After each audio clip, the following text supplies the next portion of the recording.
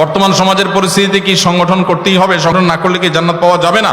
ভাইরা আমার, দ্বীনের কাজ করার জন্য সুশৃঙ্খল উপায়ে সুসংগঠিত ভাবে কাজ করলে অনেক ভালো এবং ইফেক্টিভ কাজ করা যায়। একা একা বিশৃঙ্খল ভাবে কাজ করলে এটা এত সুন্দরভাবে করা যায় না। অতএব দ্বীনের কাজ, দাওয়াতের কাজ করার জন্য সুসংগঠিত কোনো উপায় যদি অবলম্বন করেন সেটা অনেক ভালো।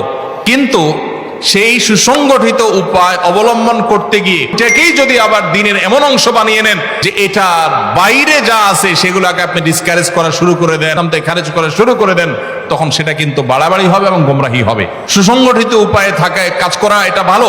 এই জন্য আপনি কোন সংগঠনের অধীনে থেকে, কোন চেইনের অধীনে থেকে আপনি দাওয়াতি কাজ করলে সেটা প্রশংসনীয়, অবশ্যই দোষণীয় না। একাকী করার চাইতে সেটা অনেক বেশি ফলপ্রসূ হয়।